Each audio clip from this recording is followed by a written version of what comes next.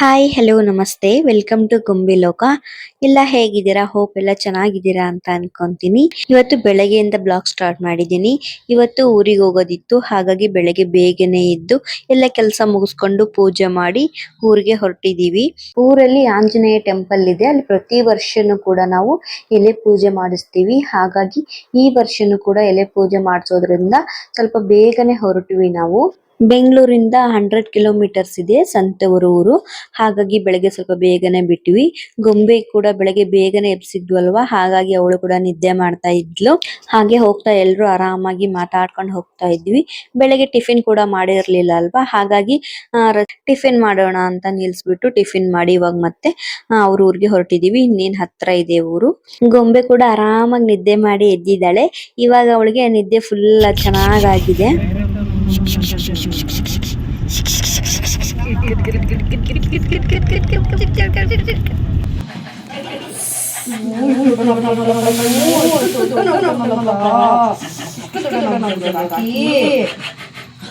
ರಾಕಿನ ಊರಲ್ಲಿ ಬಿಟ್ಟು 1 ಇಯರ್ ಆಗೋಯ್ತು. ನಾವಂತೂ ರಾಕಿನ ಮನೇಲಿ ತುಂಬಾನೇ ಮಿಸ್ ಮಾಡ್ಕೋತೀವಿ. ಇಲ್ಲಿ ಟೀ ಕೊಡ್ತಾ ಇದಾರಲ್ವಾ, ಇವರು ಸಂತೆಯವರ ಚಿಕ್ಕಕ್ಕ. ಹಾಗೆ ಅಲ್ಲಿ ನಿಂತ್ಕೊಂಡಿದಾರಲ್ವಾ, ಅವ್ರು ನಮ್ಮ ಮಾವ, ಸಂತೆಯವರ ಅಪ್ಪ. ಹಾಗೆ ಇವರು ನಮ್ಮ ಅತ್ತೆ. ಗೊಂಬೆಗಂತೂ ರಾಖಿ ಅಂದ್ರೆ ತುಂಬಾನೇ ಇಷ್ಟ. ಅವಳಿಗಂತೂ ಫುಲ್ ಖುಷಿಯಾಗಿ ಹೋಗಿದೆ ರಾಕಿನ ನೋಡಿ.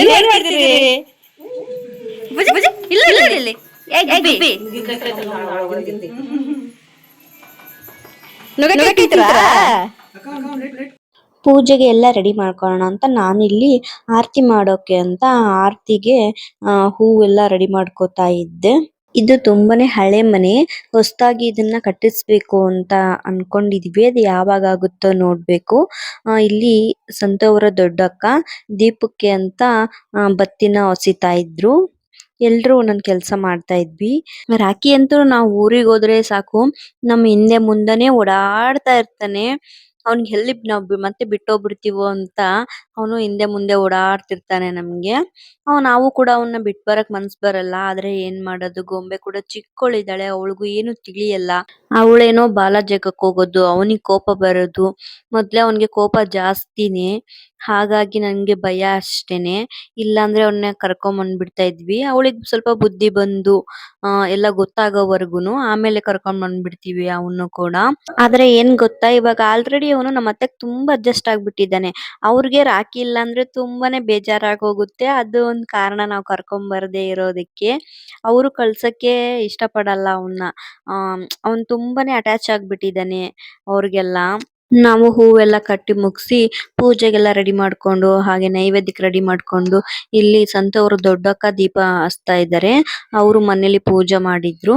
ಇವಾಗ ಆರತಿನ ಎಲ್ಲ ರೆಡಿ ಮಾಡ್ಕೊಂಡು ದೇವಸ್ಥಾನಕ್ಕೆ ಹೊರಟಿದೀವಿ. ಸ್ವಲ್ಪ ಬೇಗನೆ ಹೊರಡ್ಬೇಕಿತ್ತು, ಆದ್ರೆ ಸ್ವಲ್ಪ ಲೇಟ್ ಆಗೋಯ್ತು ಇವತ್ತು.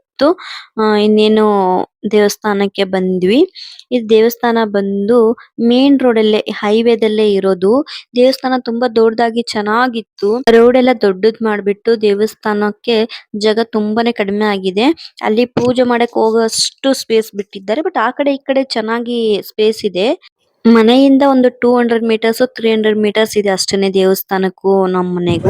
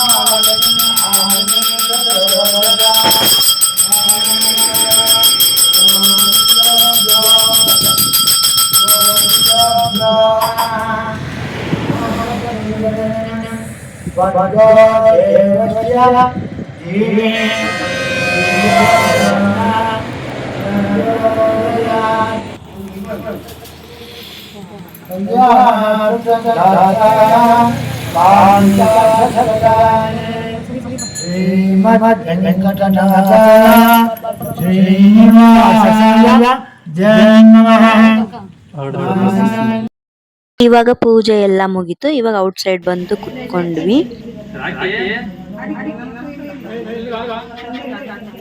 ಬಿಸಿಲಂತೂ ಸಿಕ್ಕಾಪಟ್ಟೆ ಇತ್ತು. ಅಲ್ಲಿ ನಿಂತ್ಕೊಳ್ಳಿಕ್ಕೆ ಆಗ್ತಾ ಇಲ್ಲ ದೇವಸ್ಥಾನದ ಮುಂದೆ, ಅಷ್ಟೊಂದು ಬಿಸಿಲಾಗ್ತಾ ಇದೆ. ಅದು ರೋಡ್ ಸೈಡ್ ಇದೆಯಲ್ಲ, ಅಲ್ಲಿ ಬಿಸಿಲು ತುಂಬಾ ತಾಕುತ್ತೆ. ಹಾಗಾಗಿ ಅಲ್ಲಿ ನಿಂತ್ಕೊಳ್ಳಿಕ್ಕೆ ಆಗಲ್ಲ, ಅಷ್ಟೊಂದು ಸುಡ್ತಾ ಇತ್ತು ಕಲ್ಗಳೆಲ್ಲ. ಎಲ್ಲ ಕುತ್ಕೊಂಡು ಸ್ವಲ್ಪ ಹೊತ್ತು ಅಲ್ಲೇ ಟೈಮ್ ಸ್ಪೆಂಡ್ ಮಾಡಿ ಮಾತಾಡ್ಕೊಂಡು ಪ್ರಸಾದ ಎಲ್ಲ ತಿಂದು ಒಂದ್ ಸ್ವಲ್ಪ ಹೊತ್ತು ಕೂತಿದ್ದು.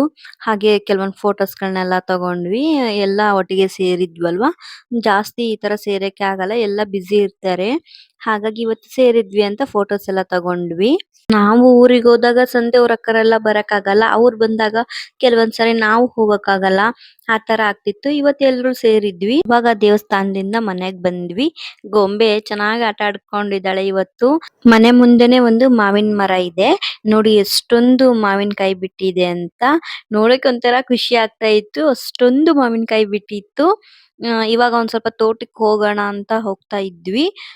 ಮನೆಗೆ ಒಂದ್ ಸ್ವಲ್ಪ ಕರಿಬೇವು ಮತ್ತೆ ಮಾವಿನಕಾಯಿ ಅದೆಲ್ಲ ಬೇಕಿತ್ತು, ತಗೊಂಬರೋಣ ಅಂತ ನಾನು, ಸಂತು, ನಮ್ಮತ್ತೆ ಅವರೆಲ್ಲ ಹೋಗ್ತಾ ಇದ್ವಿ. ಊರಿಗೆ ಬಂದ್ರೆ ಈ ತೋಟನೆಲ್ಲ ಸುತ್ತಾಡೋದೇ ಒಂಥರ ಖುಷಿ ಆಗುತ್ತೆ ನಮ್ಗಂತೂ.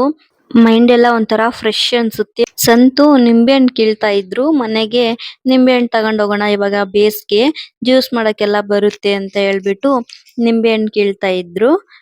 ನೋಡಿ ಆ ಘಮ ಎಷ್ಟು ಚೆನ್ನಾಗಿ ಬರ್ತಾ ಇತ್ತು ಅಂದ್ರೆ, ಅಲ್ಲಿ ನಿಂಬೆ ಹಣ್ಣಿಂದು ಇಷ್ಟು ಚೆನ್ನಾಗಿ ಆ ಸ್ಮೆಲ್ ಎಲ್ಲ, ನಿಂಬೆ ಹಣ್ಣಿನ ಸ್ಮೆಲ್ ಎಲ್ಲ ಬರ್ತಾ ಇತ್ತು. ಮಾವಿನಕಾಯಿ ನೋಡಿ ಎಷ್ಟು ಚೆನ್ನಾಗಿ ಬಿಟ್ಟಿದಾವೆ ಅಂತ. ನಮಗಂತೂ ಈ ತರ ತೋಟದಲ್ಲಿ ಓಡಾಡ್ತಾ ಇದ್ರೆ ಮನೆಗ್ ಬರಕ್ಕೆ ಮನ್ಸ್ ಬರಲ್ಲ, ಅಲ್ಲಿ ಜಾಸ್ತಿ ಹೊತ್ತು ಸಮಯ ಕಳೆಯಬೇಕು ಅಂತ ಅನ್ಸುತ್ತೆ. ಅವಾಗೆಲ್ಲ ವೀಕ್ಲಿ ಒಂದ್ಸರಿ ಬಂದೇ ಬರ್ತಾ ಇದ್ವಿ ಊರಿಗೆ. ತೋಟನೆಲ್ಲ ನೋಡ್ಕೊಂಡು ಸುತ್ತಾಡ್ಕೊಂಡು ಒಂಥರ ಮೈಂಡ್ ಫ್ರೆಶ್ ಆಗ್ತಾ ಇತ್ತು. ಇವಾಗ ಜಾಸ್ತಿ ನಮಗೆ ಬರಕ್ ಆಗ್ತಾನೆ ಇಲ್ಲ. ಗೊಂಬೆ ಚಿಕ್ಕವಳಿರೋದ್ರಿಂದ ನಮ್ಗೆ ಜಾಸ್ತಿ ಬರಕ್ ಆಗ್ತಾ ಇಲ್ಲ. ಆಮೇಲೆ ಸಂತೂನು ಒಂದೊಂದ್ಸರಿ ಬ್ಯುಸಿ ಆಗ್ಬಿಡ್ತಾರೆ, ಅವ್ರುನು ಫ್ರೀ ಇರೋದಿಲ್ಲ. ಹಾಗಾಗಿ 2 ವಾರಕ್ಕೊಂದ್ಸರಿ ಬರ್ತಾ ಇರ್ತೀವಿ.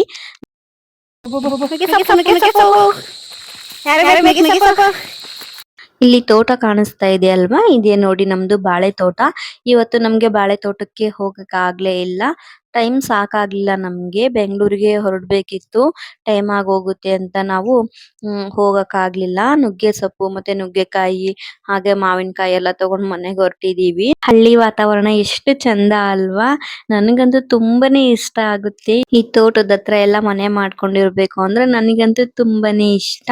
ಇವಾಗ ಊಟ ಎಲ್ಲ ಮುಗಿಸ್ಕೊಂಡು ಬ್ಯಾಂಗ್ಳೂರ್ಗೆ ರಿಟರ್ನ್ ಹೊರಡ್ತಾ ಇದ್ದೀವಿ. ನೋಡಿ ಅಲ್ಲಿ ನಮ್ ತೋಟ ಕಾಣಿಸ್ತಾ ಇದೆ. ಇದು ಹೈವೇ ಇಂದ ಒಂದು 300 ಮೀಟರ್ ಏನೋ ದೂರ ಇದೆ ಅಷ್ಟೇನೆ. ನಾವು ಒಂದ್ ಸ್ವಲ್ಪ ಬೇಗನೆ ಮನೆ ಬಿಟ್ವಿ, ಯಾಕಂದ್ರೆ ಬೆಂಗಳೂರಲ್ಲಿ ತುಂಬಾ ಟ್ರಾಫಿಕ್ ಆಗೋಗುತ್ತೆ ಸಾಯಂಕಾಲ ಅಂದ್ರೆ ಅಂತಂದು ಸ್ವಲ್ಪ ಬೇಗ ಮನೆ ಬಿಟ್ವಿ ನಾವುನು. ಗೊಂಬೆ ನೋಡಿ ನಮ್ಮ ಹತ್ರ ಬರ್ತಾನೆ ಇಲ್ಲ. ಅವಳು ಬರೀ ಅವ್ರ ಅಪ್ಪಾಜಿ ಹತ್ರನೇ ಕೂತ್ಕೋತಾಳೆ, ಅಲ್ಲೇನೆ ಆಟ ಆಡ್ಬೇಕಂತೆ ಅವಳು. ನಮ್ ಕರೆದ್ರು ಬರ್ತಾ ಇಲ್ಲ. ನಾವು ಅಷ್ಟೊಂದು ಅಟ್ಯಾಚ್ಮೆಂಟ್ ಆಗ್ಬಿಟ್ಟಿದ್ದಾಳೆ ಅವ್ರ ಅಪ್ಪಂಗೆ. ಹೆಣ್ಮಕ್ಳೇ ಆಗಲ್ವಾ, ಅಪ್ಪಂಗೆ ಸ್ವಲ್ಪ ಜಾಸ್ತಿ ಅಟ್ಯಾಚ್ಮೆಂಟ್. ನೋಡಿ ನಾವ್ ಅಷ್ಟ್ ಬೇಗನೆ ಮನೆ ಬಿಟ್ರು, ಬೇಗನೆ ಬಂದ್ವಿ ಬೆಂಗಳೂರಿಗೆ. ಆದ್ರೆ ಗುರುಗುಂಟಪಾಳ್ಯ ಹತ್ರ ಸಿಕ್ಕಾಪಟ್ಟೆ ಟ್ರಾಫಿಕ್ ಇತ್ತು, ಅಲ್ಲೇನೆ ಎಷ್ಟೊಂದು ಟೈಮ್ ಹೋಗ್ಬಿಡ್ತು ನಮ್ಗೆ ಇವತ್ತು.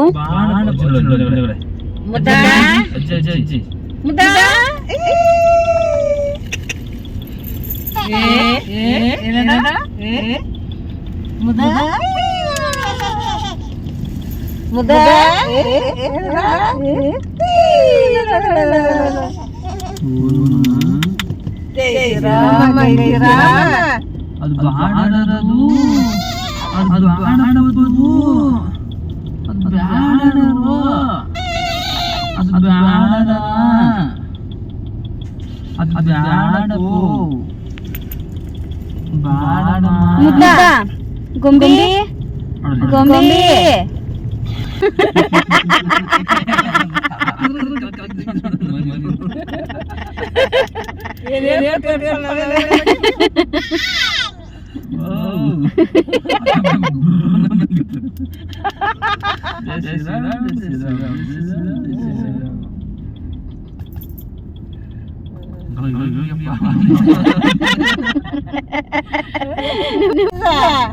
ಗೊಂಬಿ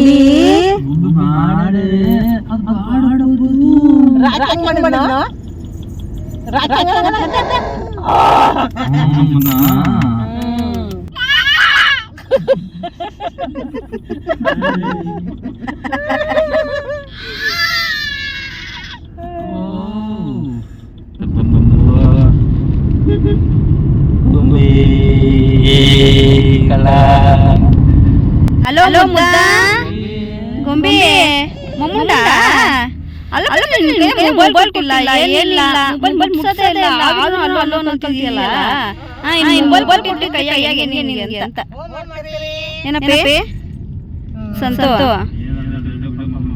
ಅಲ್ವಾ ವಿಡಿಯೋ ಕಾಲ್ ಉಂಟು ಅಪ್ಪ ಎಲ್ಲಿದ್ದೀಯಾ ಅಂತ ಕೇಳ್ಬಿಡೋಣ